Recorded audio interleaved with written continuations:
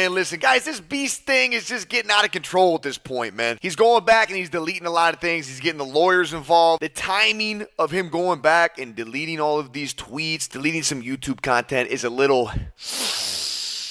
stinky. Now, I don't hate the guy, Mr. Beast, but I don't like him either. If you do, good for you. If you don't, it's also good for you. But in this video, we're going to go over a few of the things that him and his company has been doing these last few months. And I want you to drop a comment down below and tell me how it smells.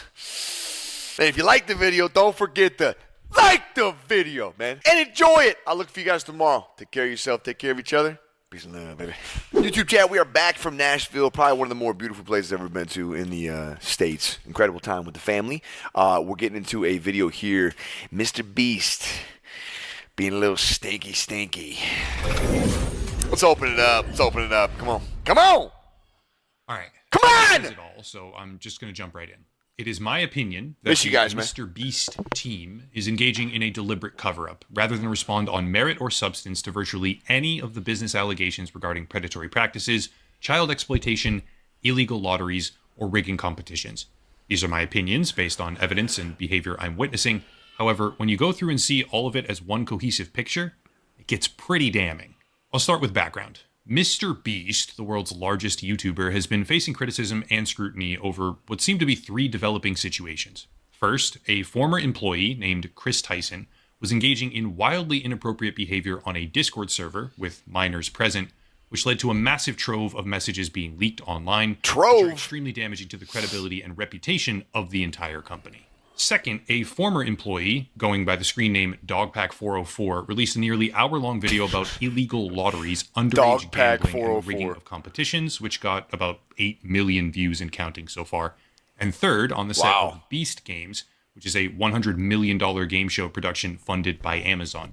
Allegations came forward about contestants getting injured, unsafe conditions, lost medication, missing personal belongings, and much more. On the subject of Ava Chris Tyson, the most recent development is that the initial Discord messages have now been taken offline.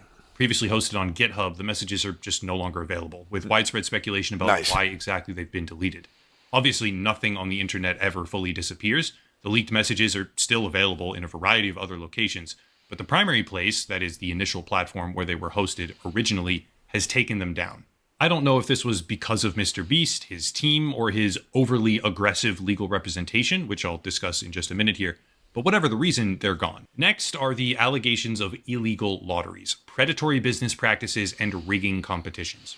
This is where it gets spicy. I mean, that's a little weird, right? When things start going missing. The former employee, Dogpack404, who initially sparked off this entire controversy, has been sent not one, but two different cease and desist letters by two separate law firms, asserting that he has disclosed sensitive, confidential, and proprietary information regarding the company's business operations, as well as defamation. I myself, obviously they've requested anonymity, have talked with a current Mr. Beast team member who said that the company has terrifying non-disclosure policies aimed at making sure that no one ever speaks out publicly. In addition, Dogpack404 has begun receiving text messages and DMs from a multitude of current and former team members corroborating all of this, with warnings that the company is allegedly gaming out... I mean, look, if you're going to be as big as Beast, you know, the NDAs are very normal. Par for the course. Not for situations like this, but, you know, NDAs are smart. Methods of discrediting him or assassinating his character. Even so far as claims that they are possibly looking at hiring private investigators to dig up any dirt they can on him. Quote from another alleged former employee. Now, in the time since all of this began blowing up, even more has started to bubble to the surface, such as this, where Mr. Beast ran an Australian sweepstakes event giving away cars, but the format was to buy Feastables chocolate bars, with no regulation on age, and then play a slot machine on your phone. Lots of people got the winning combination, but that didn't matter either, because the app was broken. You would buy chocolate, scan a QR code, play a slot machine at any age, get the 3 cars required to win, and then you didn't win. If any other YouTuber did this, they would be universally despised by the community. Still, not even close to done here, because despite being one of the least flashy accusations for a YouTube video, worker safety is actually a very big deal in all this. Turns out the alarm bells, so to speak, over how Mr. Beast's company operates itself have been sounding for quite a while. In February of 2024, Time magazine published an article titled "In the Belly of the Beast." A reporter openly discussed the concept of worker safety with paragraphs like this, quote, Scott Brown, a creative producer who worked for MrBeast from March 2023 to August 2023, says that in order to move fast at MrBeast, they view safety as like being overly cautious or a weakness. He helped produce the Train vs. Giant Pit video and believed the safety procedures were insufficient. When he suggested using OSHA protocols for the pit's considerable drop, I was told, we don't need to worry about that, he says. Other producers say they were asked to work with explosives, fast cars, and heavy machinery with very little training on very little notice. Let's just say as an 18-year-old, says Jay Neo, who moved to Greenville from the UK to help on the creative team, it felt weird to be writing on the board days without an accident that needed to be updated every day, end quote. Damn. There's more, like the assertion that many employees had signed non-disclosure agreements and would not go on the record for fear of angering a powerful company, further corroborating that atmosphere. But the most interesting thing is that this article didn't go as planned. In my opinion, MrBeast was expecting a puff piece, and when that didn't happen, when the journalist was asking real questions, he cut things short. Further speaking to the problems building behind the scenes, if you look at Glassdoor, which is employees reviewing their employers, we see things like this, quote, they break OSHA violations like no other. Jumping from barges with equipment, I'm impressed no one has died yet, but there's been injuries, end quote. Or this, quote again, OSHA and Department of Labor violations rampant. Promotion of unhealthy work-life balance, cult-like atmosphere promoting complete company loyalty, end quote. Once again establishing that where once the issue was merely a rogue former employee interacting with minors, now the issue appears to be rampant workplace malpractice.